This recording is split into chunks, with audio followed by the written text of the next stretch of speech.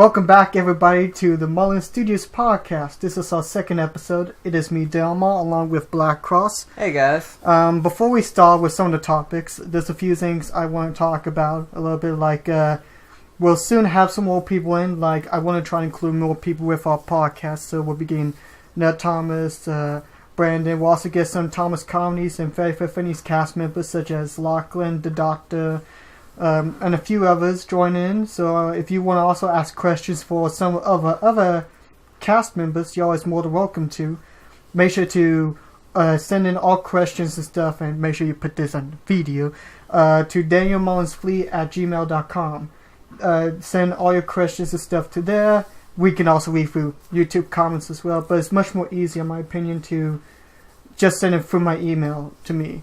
Right. And then lastly, because I know some people would like to have, background noise when they do stuff. Like, personally, for me, I'll be using to, Gaming Historian, Jimquisition, CU Podcast, as I'm level grinding in games like I'm doing in Neptune Victory.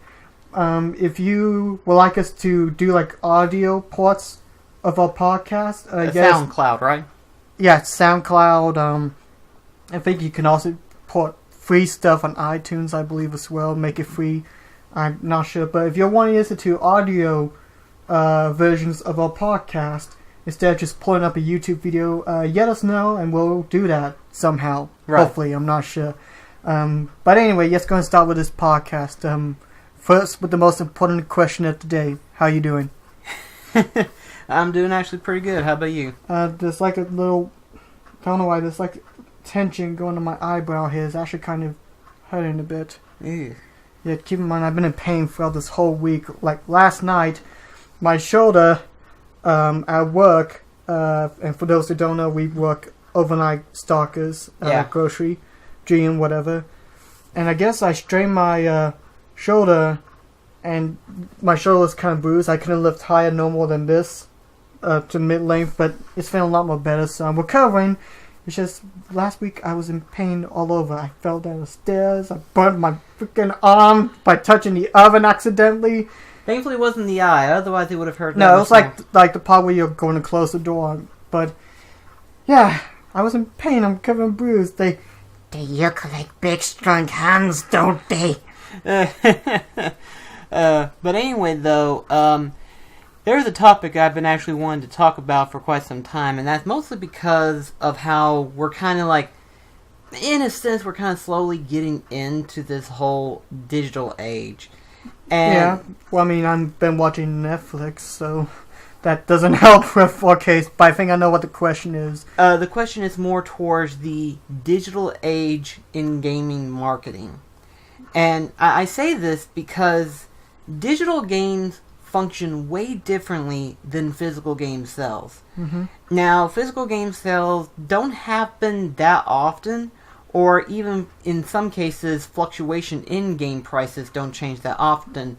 But I've noticed that whenever you're getting games either online, whether they be Steam, PlayStation Network, Xbox Live, Nintendo eShop, there's always a different sale going on.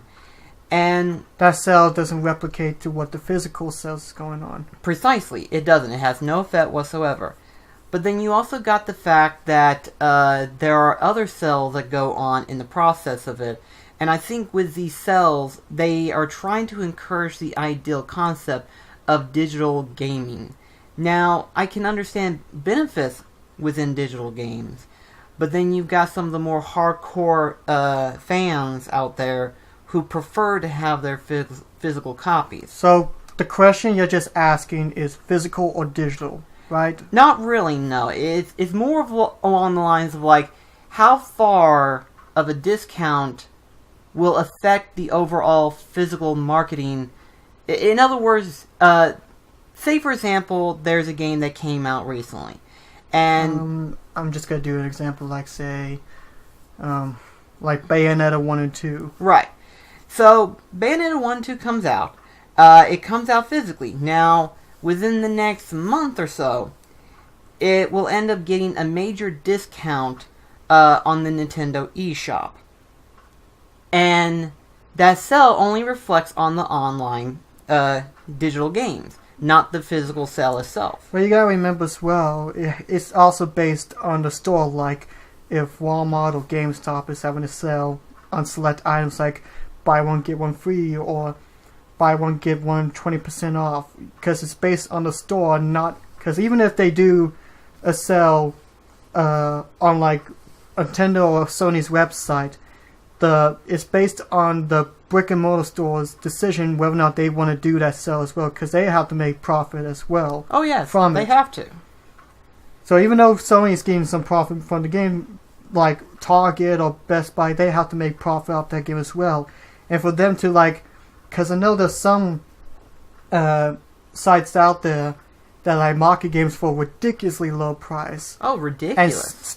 And brick and mortar stores can be like, we won't make much money off it, so they can't like copy the sale that Steam or someone is using online, because it's based on a different structure of how much profit goes in. I'm not an expert with this, by the way. Yeah. I'm just thinking with my little brain, but yeah, sometimes it'll be hard, because I know there's games that are originally $60, but then will be discounted for like $15, and if a store tries to sell like, I don't know, Far Cry 4 or the latest card game, to try to cheap it out that much, it's like, I don't know, that bit of a gamble. I mean, granted, it'll help, make more space for future stock, but do you think a company's really want to take that risk? Because I'm thinking when either Sony or them does that sale, all that profit goes to them, but then if brick and mortar, you have to like try to break it between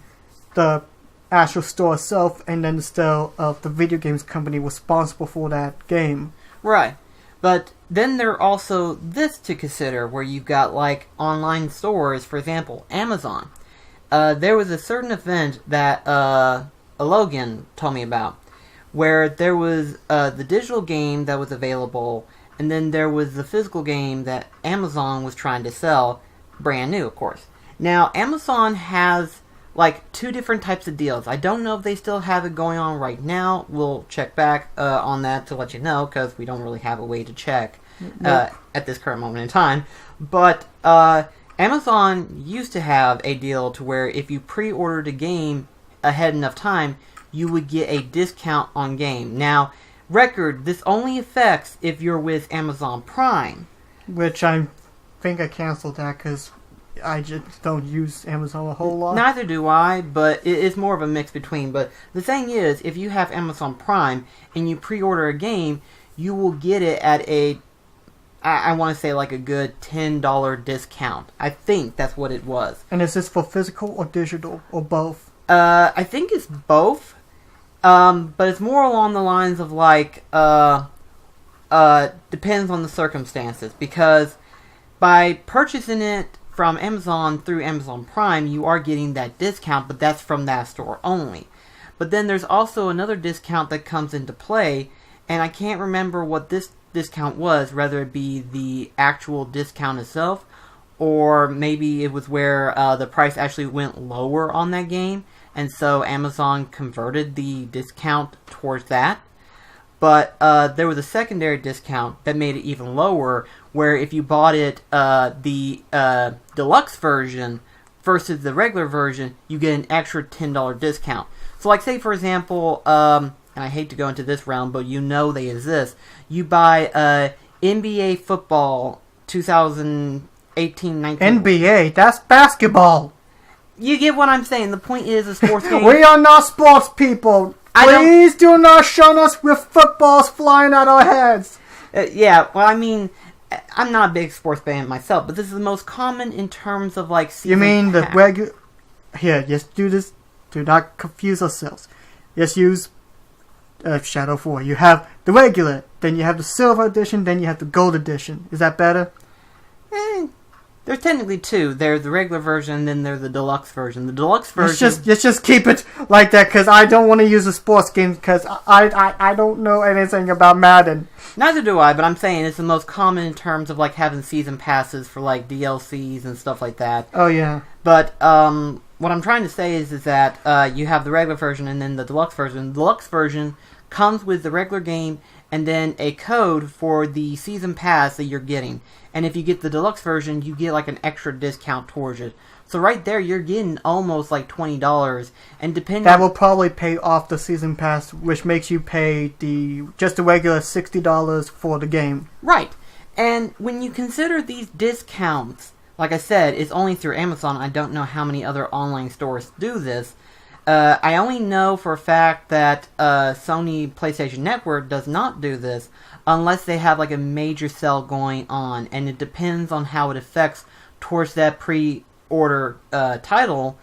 But the fact of the matter is that the pricing varies depending on where you order it, and it affects the overall profit that obviously the gaming corporation gets, because these different stores do the discounts. So you have to wonder, does that not also affect the pricing towards that main game that the company makes itself? And the point that I'm trying to get is that with this digital gaming market, is it a big impact towards why companies are charging so much in terms of DLCs and stuff like that? Could this be a reason why we're seeing so much of the DLC and the marketing of video games now? Because of digital sales? That's what I'm thinking it is, you know. And if they are trying to push for strictly digital gaming, that's one thing. But it's another thing where it could possibly affect the main gaming sale marketing as a whole, you know. It's like all the discounts that we're seeing now, does that affect what goes on in terms of the development payout? My mind was getting lost in that cycle. I really don't know, but I'm sure someone in the comments will probably let us know on that one. But my point is that the discounts are nice, but there has to be a pay around towards it, you know. Like if Microsoft does a sale that reduces the price of a game from, like, say, Warner Bros. Interactive or EA, and they're not getting a major chunk off it, that they're having to make the extra content so that way they can try to regain any lost profit in case a discount happens. Right. And see, most people will usually wait for a major sale like this to happen anyway. Well, yeah, because not everyone's going to pay $60 up front. I mean, granted, yes, there are people who are insane enough to buy $60 games, like 5 $60 games a month, but like at the same time, most people are just going to wait until that or a Game of the Year edition, because, you know, they're going to put extra content. It's like, well, I'm not going to pay $60 and then pay 20 more additional dollars for content. I'm just going to wait till Game of the Year edition comes out, which most of the time they do. Yeah. Most of the time, companies will release that Game of the Year edition, which I don't... Does that happen now more often, or...? It depends on the title itself. Like, say, for example, what's a good one to use? Oh, Final Fantasy 15, obviously. Oh, yeah, it had a Royal Edition. It just recently came out this past week, actually. Oh, it's out already? Yeah, it's been out since yesterday, which is Tuesday, technically. I thought it came out late this month. No, it comes out early in Dang, March. I'm not a Final Fantasy person. But sorry, little Chocobo, who's going to kill me after this podcast. But, you get the physical game, obviously. But then, later on down the line, they come up with another release of that previous game, but it has all the DLCs including the new one that they add on to it at that point in time. And, obviously, it would have to affect sales in some form of way. Now, does it make a big impact? I have no idea of. But I'm sure it does have some form of impact towards the gaming market, towards the development team itself. And like I said before, the companies that sell these games from their respective market and stuff like that, they get to control how much they sell off. But at the same time, it's more or less along the lines towards the digital marketing. Does it have a bigger impact towards the overall price? You know, physical game is one thing, but the actual digital game itself, does that affect the overall pricing towards the actual games themselves? And if so, does that mean that also affects why we have overpriced DLCs and stuff like that? Probably. We may never know. Yes, we all complain about, oh, there's too much DLC and stuff, we have to pay extra for games, but we don't know what really goes into how much the games actually cost. We don't know how much the developers are getting paid, how much the resources are. Advertising, they've been advertising majorly. They have to get the money for advertising. Otherwise, how else are they going to sell advertising has to come from both from the game company itself and the commercials that, film it, and the systems that it's going to be released for. So, and games are I don't know what goes into, how much goes into each game, where the profits all lead to. Right. Anything, I don't know if game development is the cheapest part of it and advertising is the most expensive. We do not know. And I hate when people goes, that these little people just want more money, and yes, granted, sometimes it feels like they're just stealing money out of our pockets for no reason, but nowadays these games get made like big time movies, which cost millions of dollars. We don't know how much where the profit goes. Like if a game costs $2 million, but we don't know if that $2 million goes into the game itself or some that goes to the advertising or goes into the translations. It's hard to tell, and that's why they have to make, as much as I hate to say this, but the fact that they have to have some extra content to say, you know what, we need to set aside this small little side quest or something, and the TV is about to come out automatically. Holy crap. Cut that part off. Sorry. But it seems like they have to make some sort of extra little money off so that they can get additional profits that will only cost the development team and not really cost the advertiser or anything. Or I'm not sure. Money's evil. Money's evil. You also have to consider the fact that some of these AAA companies like Square Enix, Capcom, and stuff like that, they have investors as well. So that also has to come into effect because these investors are expecting to get money back after investing money towards the company itself.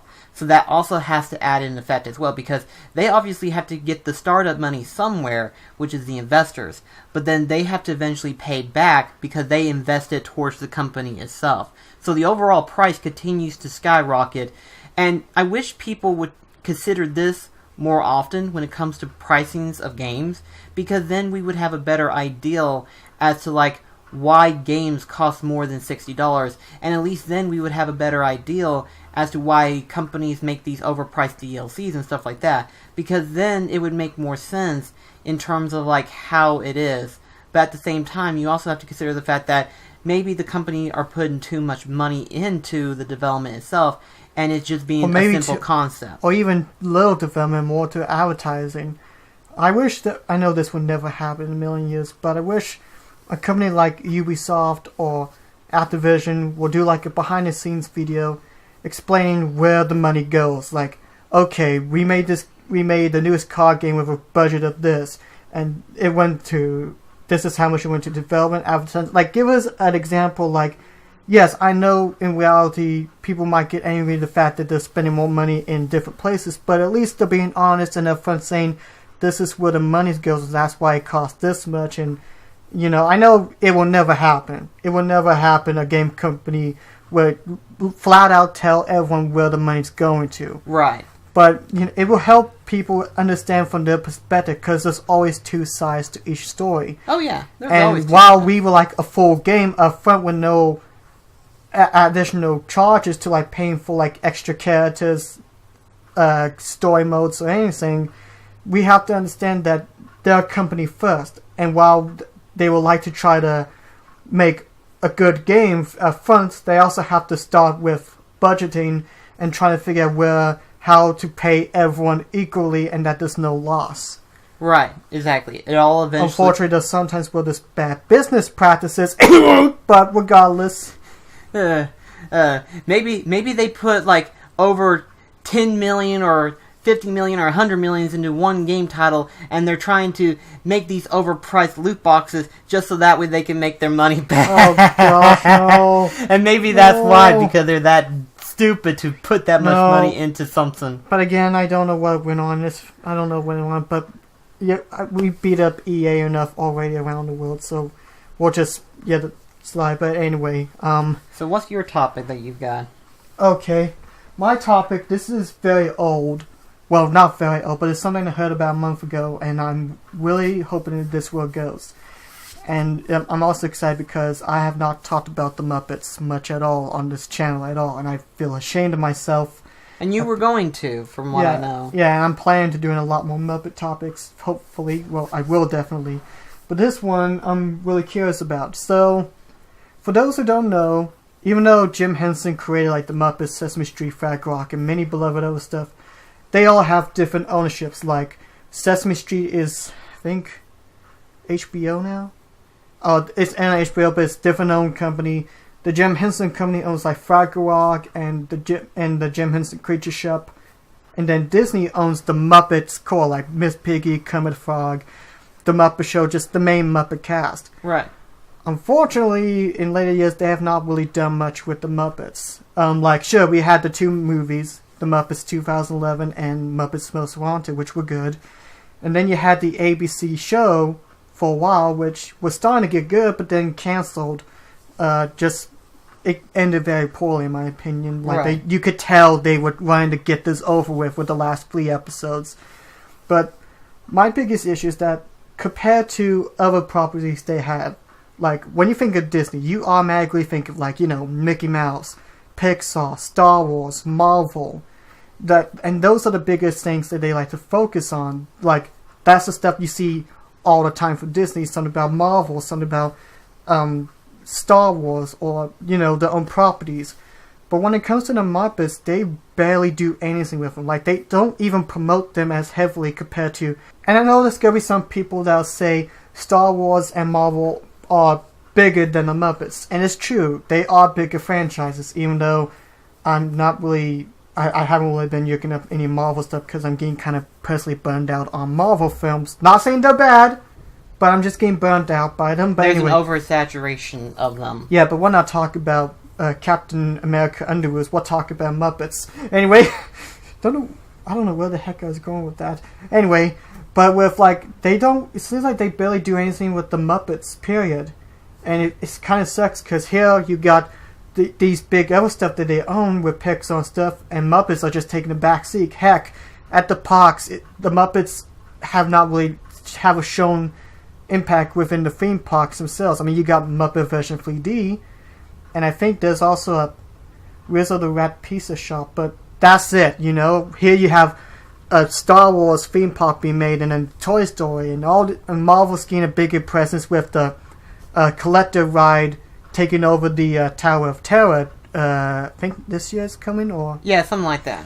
Yeah, but like the Muppets, and I'm a huge fan of Jim Henson's work, and the Muppets have inspired me so much in humor, the characters, and just how I view filmmaking, and it just breaks my heart to see them not being used.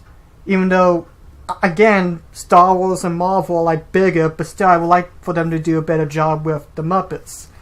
And well, I think you also got to consider the fact too that technically Jim Henson also owns part of that as well. So I'd say depending on how Disney uses the Muppets, they have to reflect on the Jim Henson studio. Yeah, get their visions. approval and stuff. Exactly. Which I understand. I know with the host Steve Whitmire saying they had to talk with Brian Henson about it as well, but that's a whole huge can of worms that we don't want to touch.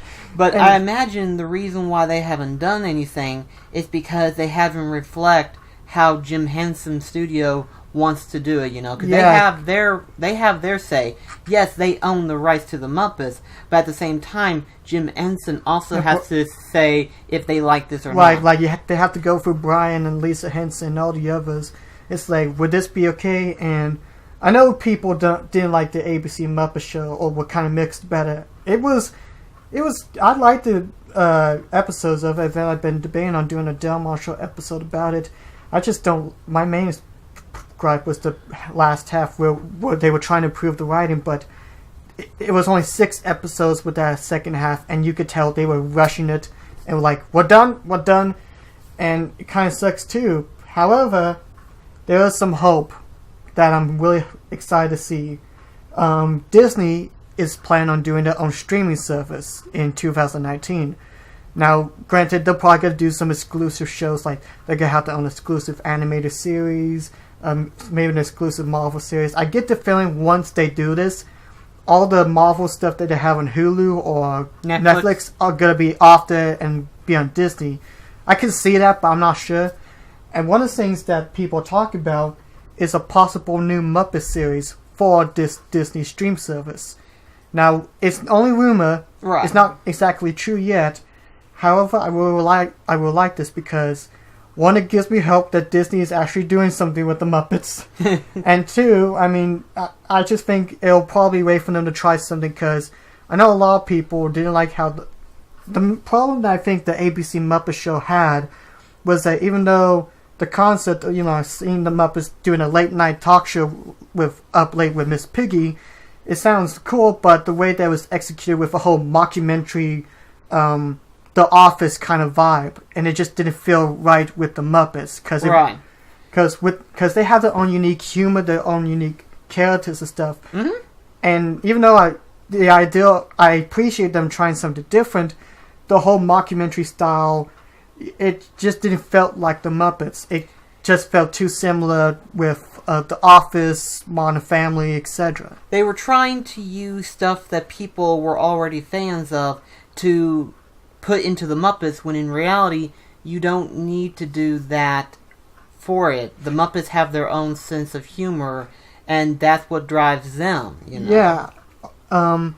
Now, granted, I wasn't expecting them to do like a whole complete copy of the Muppet Show format. I know I don't want them to completely reuse the format stuff, but I'm hoping with this new Muppet Show, potential Muppet reboot, that it'll kind of be like, carry that whole Muppet Show thing, but be something that makes it stick out more than just saying this is just another Muppet Show reboot.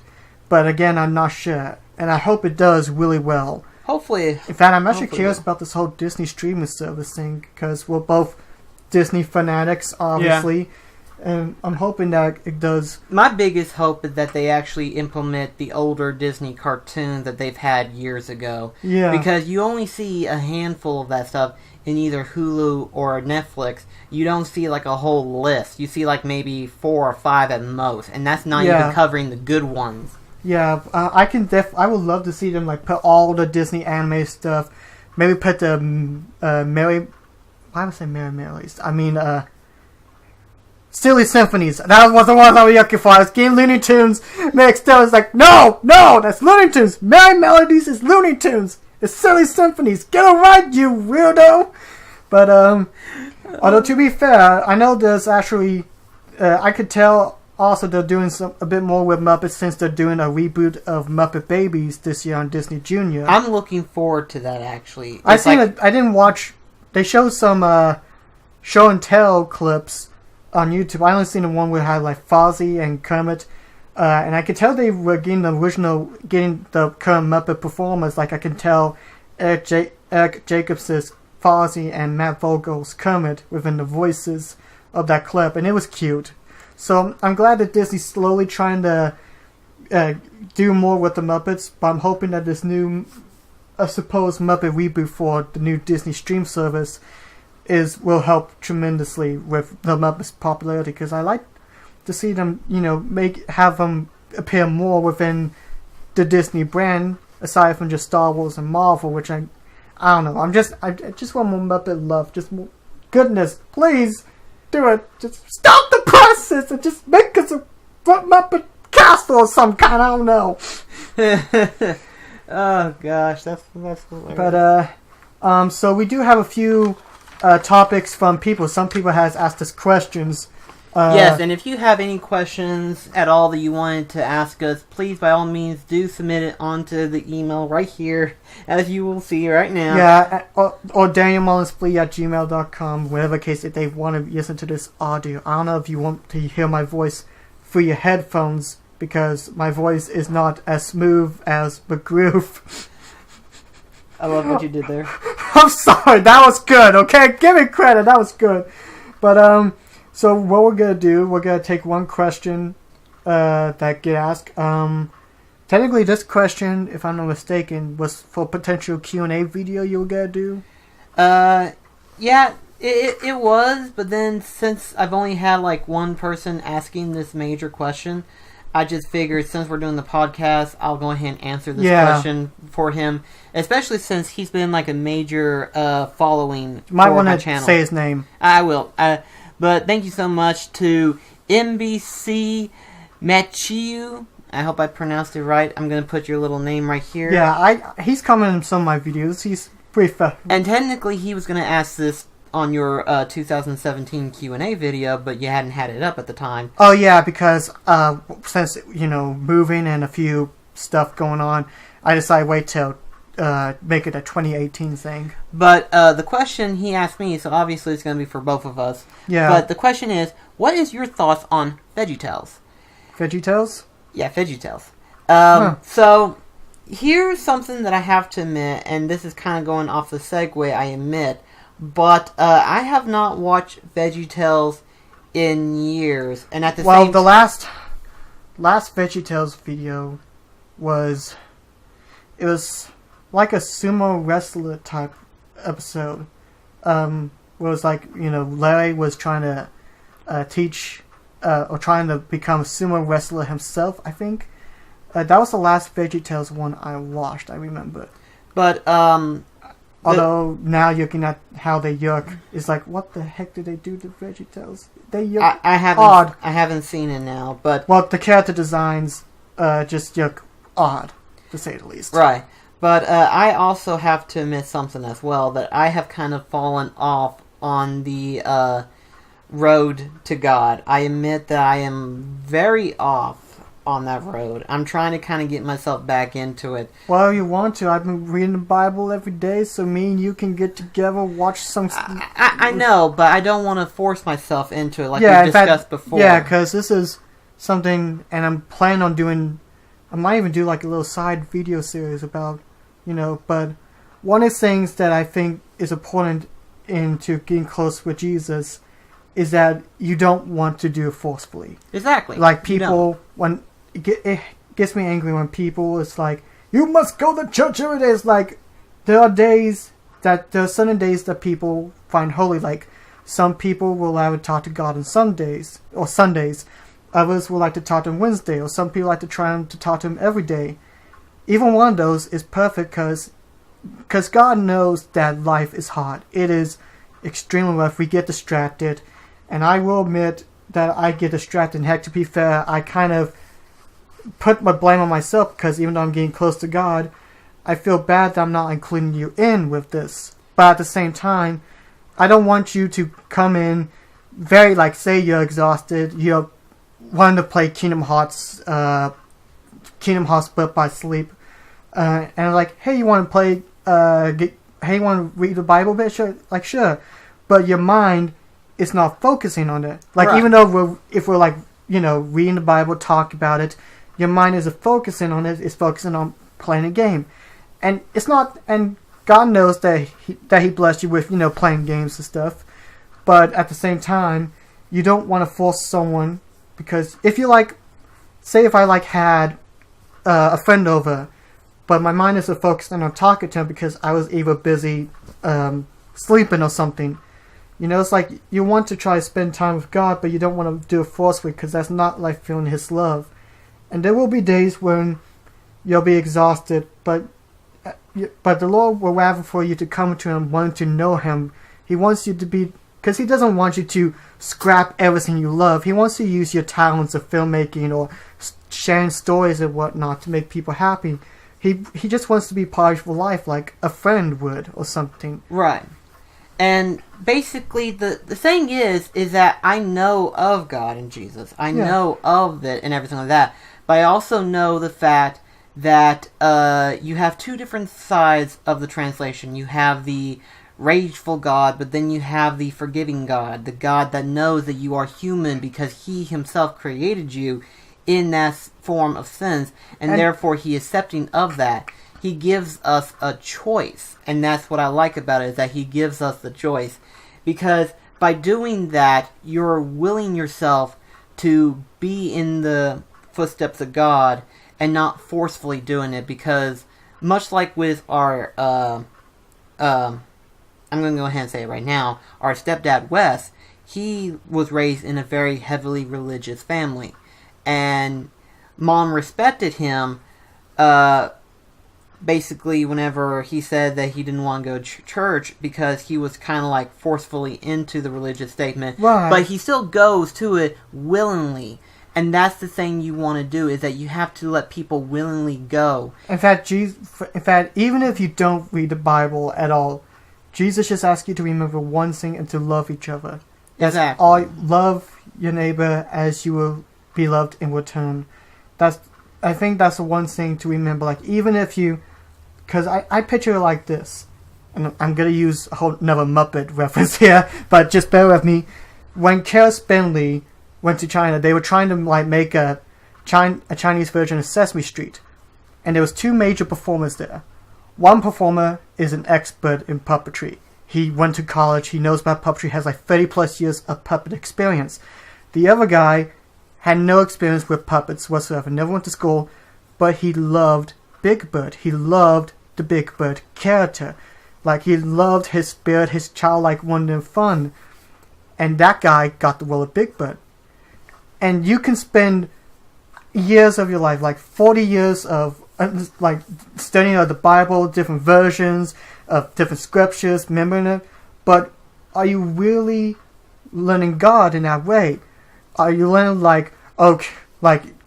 would you rather know all the territories around Israel, or would you rather remember that Jesus loves you, and that as long as you accept him in your heart and want to go with him along this journey to heaven to have eternal peace, which one would you rather have? And I think Veggie Tales, in my opinion, helped me a little bit with that. Like, even though it's been years since I watched it, I remember, like, there'll be times when I'm reading the Bible and remembering some of the stuff that Veggie Tales taught me in the VHS tapes, and they are funny. The early tapes can be funny as well. In fact, one thing I just remembered, crap, I can't remember now. Dang it! But I still remember parts of the Jonah movie about mercy and compassion. Just remembering that, and just even though I give a lot of credit to my mother, or our mother, to teaching us about God, I also have to give credit to Veggie Tales for helping me remember a lot of, being kind to your neighbor, not judge others harshly, forgiveness, and other stuff. The biggest thing that I want to go ahead and kind of point out, too, and we're going to get into the actual main question and stuff, I just want to kind of talk into that because of the facts and what we feel like. Yeah. But the question being, what are our thoughts on Veggie Tales? Because it's not saying the new or the old, it's just saying Veggie Tales in general. Okay, so pretty much, because again, the last one I watched was that one sumo wrestler one. Right. So that was like oh gosh, when was that? 2006? I don't know, but the point that I'm trying to say is that it is important to teach your children ahead of the relationship of God, because children have a better sense of that connection with God more so than if you were to teach them when they're a teenager or whenever they're in adulthood. I mean, granted, it's never... Even though we don't really know the day when Jesus will come back. I mean, not even the angels or Jesus himself knows when that day comes. Only God has that day planned. But I think, even though we don't know when that's going to happen, that it's never too late to turn back, say, Father, forgive me for I've sinned, and become part with God. Even if, whether you're a teenager or an adult, even an elder, it's never too late to turn and ask for forgiveness and learn soon, Yeah, but the point is, I'm glad that Veggie Tales is this to help encourage that in children. Yeah, it's probably one of the best known cartoon preschool shows next to David and Goliath. Our Cloaky created around the same time as Gumby. Oh, yeah. Yeah, I know we didn't watch it as much, but... Yeah, I watched it like once or twice, but I do remember that. Yeah. But in a sense, it's like, you know for a fact that you have to have that put in into a child's life to where that way they themselves... Because, see, ultimately, as a parent, when you just want the best for your kids, and you want to help them be ready for the world ahead. That, and also, too, you want them to be better learned and better... I'm trying to think of a word to use. You want them to have something better than what you had going as a child. And it's a shame that kids nowadays are just... disrespectful? Yeah. And also just take things for granted. Mostly because parents want to, not... Like, I know there's some people who don't like the idea of hitting the children. I understand, but you gotta teach discipline to kids, because... You have to.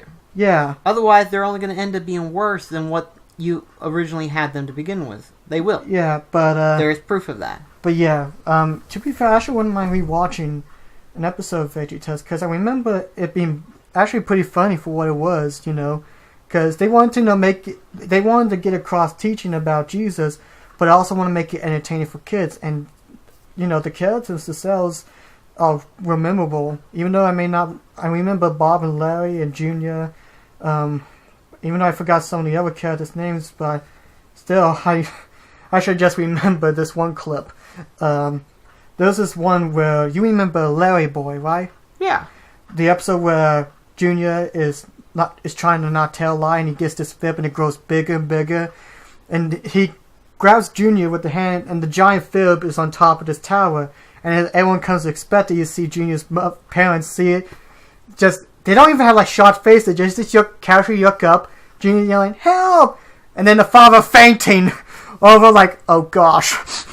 I remember that was funny. So, animation itself, even though it wasn't the best CGI anime series, it looked good. I did like the designs more than what they look now. It just look messed up now. No offense to Big Ideal, but yeah. So in conclusion, yeah, Veggie Tales was good. It may be years since we watched it, and ironically, they actually have. I think they have one of the reboot series on Netflix, Veggie's in the City or something. Oh yeah. Yeah, I think that's a Netflix exclusive, if I'm not mistaken. But still, it was good times. So, okay, maybe one last one here. This one comes from, he's actually the same guy that suggested the Daryl Marshall room tour that I did for the 40th episode where I showcased my room. And even though he changed his YouTube channel, but I recognize his profile icon. So Fire Dust, he asked him multiple questions, such as the different Super Mario anime series, the movie, which I have not seen any of them. But one question I do want to talk about is Nintendo teaming up with Illumination for the Super Mario Bros. Movie that's coming out whenever. Now, for those that don't know, Illuminations is the same people who have been working on the Despicable Me series, as well as the one that is right now working on the Grinch movie that's fixed and come out later this year. And Illumination, I do like them. Because one thing that, granted, I wish I would have done some research on the company first, but one of the things that they tried not to do is to make an animated film over $100 million. Because a lot of anime films require big budgets, over $100 million, and they try to prove that, I don't know if this is the case, but I think they're trying to prove that you can make an anime movie without going over $100 million. And I like that. I do. And most of the films, it shows. Most of the films, I will admit, are good. All three Despicable Me's, me and Chris really enjoyed. Love them. The third one especially. I have not seen Minions, but I've heard it's not great. You can easily avoid that one. I think I'm going to. I mean, the Minions were fine in the movies, but to make a whole movie about it, I'm probably going to skip that one. You might as well just have watched the Star Wars Christmas special, but only the Chewbacca part. I can't That's the only thing you're missing.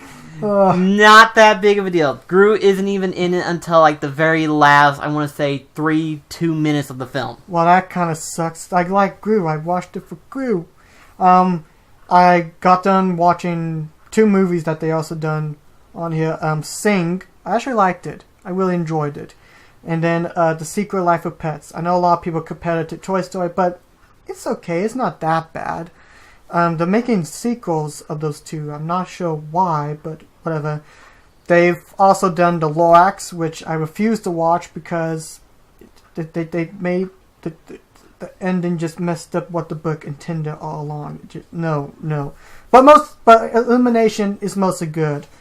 I know several people would rather an animated Mario movie be held to like Walt Disney Studios or something, but no, I don't see that happening. At least that's what people. There was even a petition. I think someone posted a link to me once, but I think Illumination isn't really that bad of a choice. Granted, we know nothing about the film. We know Shigeru Miyamoto is working with the script writing, I believe, and that's what's going to help out the most because, like I've said in the before, in previous movie events, they only made the movie itself and didn't have any of Nintendo teamed up with them to even help remotely with the movie itself, and that's what made it flop so badly.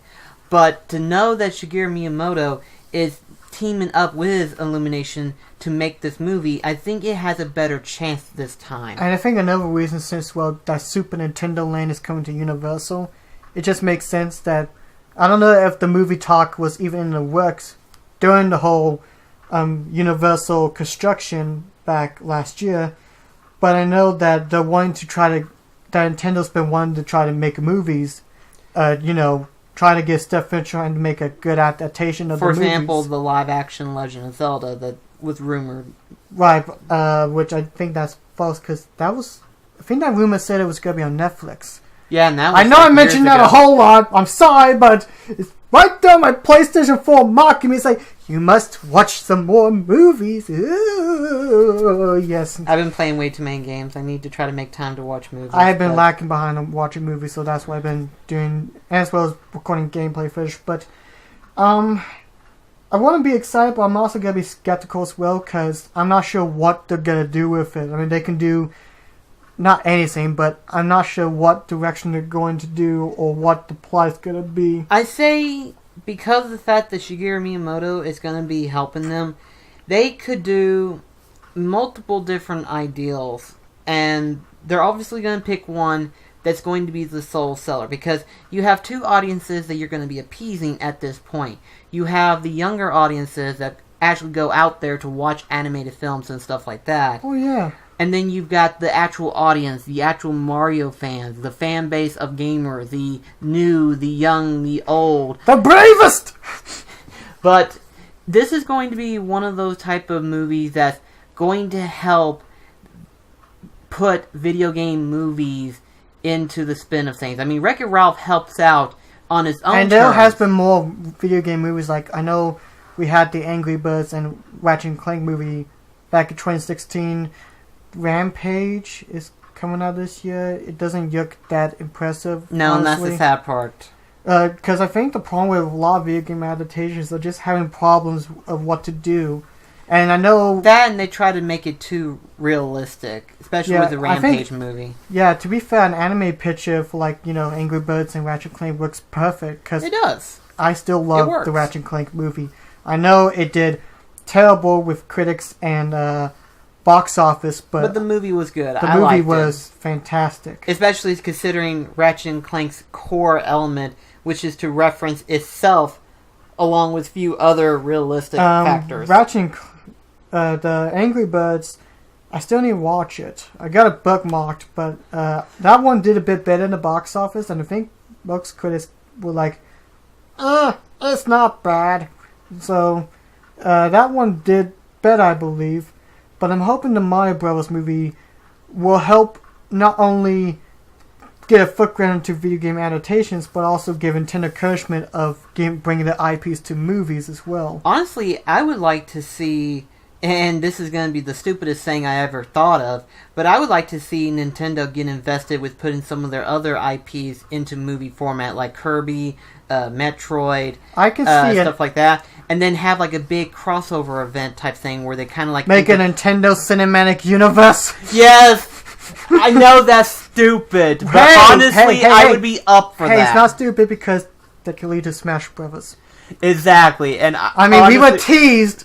Because I still get upset by this when they were showing animated teeth. Oh, that when they announced the Palutena as a fighter for Smash Bros. And of course, obviously, because they did a short, small animation saying in Kid Icarus Uprising as unlockable. That animation was beautiful. But says I want that anime. It's so good. But I am going to be skeptical because we don't know nothing about it. I'm hoping that it's good, and I think having Illumination do it, because a lot of people are really against having Illumination do it, and it's like, come on, not that bad. I mean... I can see Illumination doing it better. I mean, yes, Disney has an art style that looks like it's Mario-esque, but honestly, Illumination can do the same way too. I mean, so long as they don't go completely off track of how Mario looks. I swear, if they keep Luigi dabbing from Mario Meets Rabbids, I'm gonna just... Wait, what? Apparently, there's like... Luigi, there's like a small thing where when Luigi sends like a little... I don't know, it's like a little RC thing. Once he like jumps and presses on it, he does a small dab. Is like, I hope they're not doing that. They better keep like dabbing, twerking, okay, any of that crap. Keep it away from that movie. I thought you said something about Luigi's dad, and I'm like, wait, what? Dabbing, dab. Are we getting like a big interception? It's like Mario and Luigi are technically brothers, but you're saying specifically Luigi's dad. No, that will be messed up. That will be messed up. I mean, it's one thing that we occasionally do the running gag of Luigi, Mama Luigi. Let's Mama Luigi to you, Mario. But that's okay. Either way, that's not as bad. I mean, come on, alright. Kingdom Hearts has dabbing in Dream Drop Distance. Wait, what? Okay, you know that ability, Break Time, that you saw in Birth by Sleep. You get that, technically, in Dream Drop Distance, and occasionally Sora will do a dab. And I'm like... Are you serious? Trust me, even I was like, cynical, are you lying to me? And I play it myself, and I'm like, no, isn't it? I'm done. I'm done. I'm done. I'm done. I'm done. I'm done. Nope. Let's migrate real quickly into one small little thing before we end the video, because of the fact that technically I just had watched it last night, and you didn't mention to me they had a teaser trailer, and you know me. All right, the last one. You know me. Well, keep in mind, Chris. I mean, this is a movie, and this really isn't part. Okay, Chris, can I keep in mind that during that morning when I saw it, I was extremely drowsy.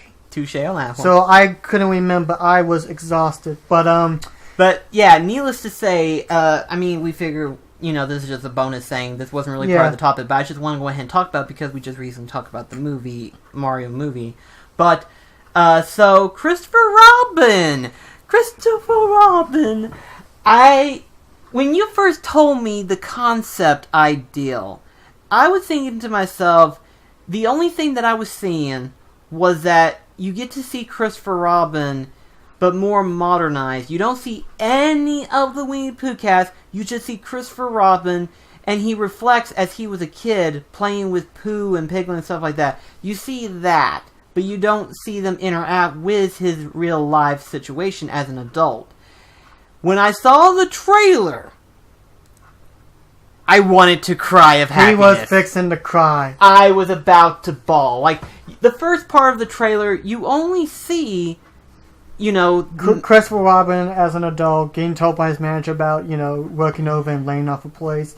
Not being able to spend holiday with kids. It's like, okay, so it'll be a film where he's reflecting on... Yeah, and this was something that I was expecting. But then, like, the last few seconds, and there's only a 1 minute and 11 second trailer, so it's not that long at all. Was a teaser. Yeah, but still, compared to most teasers, it's a lot better of a teaser. It wasn't teasing, because if it just had, Pooh's voice, we don't see him, that'll be like the biggest slap in the face to people. It's it's like you have Christopher Robin, he sits in this one bench and he's like, what to do. What to do, indeed. I never yet do a Pooh impression at all. What to do, indeed. I can't do it as well as Jim Cummings can. But when you see Pooh's head over the bench and you see a brief interaction, I literally was like, I want to see this film so One badly. Thing I really like, because I'm not usually a huge fan of Disney doing live action remakes. Like, I loved Cinderella. That one was great. Beauty and the Beast. Maleficent was okay. I don't like the ending to it. It was too kindergarten-y, in my opinion. Crap, what was the other ones? I forgot. Well, you gotta remember the 101 Dalmatian, technically. Well, It was yeah, years even ago, but it was still a good one, especially the... Jungle Book was interesting. It was really good. I'm probably forgetting the other one, but we'll talk about Christopher Robin. I'm really liking how they're going to take a direction. It's not trying to do a massive retelling, but it's actually like a kind of follow-up, seeing Christopher Robin older. And one of the things I really love seeing, because there was some talk during behind the scenes of the original Winnie the Pooh animation shorts, was whether or not to keep the original A.A. Milne illustrations. And even though the animators love the original New Yorks, they have to try, keep it Disney.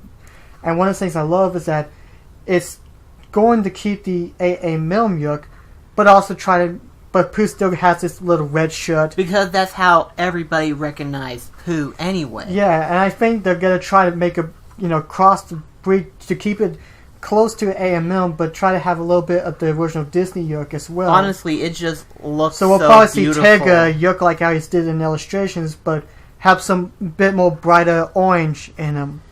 Honestly, it just, after seeing Pooh, I am perfectly fine with however else it's going to look. Because, quite frankly, this right here, I haven't been this hyped for a movie in a long time. Like, the last time was Beauty and the Beast anyway. Yes, record Star Wars The Last Jedi was good, but even I was kind of like, meh, before I went to see the movie. This one, I am full on ready for it. I can't remember. What was the last film I was major hyped for? I'm trying to remember. That long ago, huh? Yes. Not saying there aren't like any good movies, it's just I don't usually look up much about film stuff now because, well, I just don't. I think the last film I was majorly hyped for was the Lego Batman movie. I really loved that. Also loved the Captain Underpants. Mostly because that was an actual book adaptation that I actually knew the source material for. Right. So when I saw George and Howard with the Treehouse Comics logo, it's like, I remember that! Admittedly, the only thing that I didn't care much for was the poop jokes, but then again... What do you expect from a title called Captain Underpants? I know, but I'm just saying, I kind of growed out of that years ago, and it was overly exaggerated, but at the same time, that was the main source material, and they did really good. I loved it, but anyway though, Christopher Robin, it comes out August 3rd of this year, which is... Couldn't get here soon enough. Yeah, hopefully it'll be here soon, because we can get rid of the cold weather! Because apparently it snowed last night here. Did it? Open the door. Open the door. He's going to open the door. He's walking towards the door. He's unlocking the first knob, unlocking the second knob, and... It did snow. Told ya. But, Not a heavy amount, but it did snow.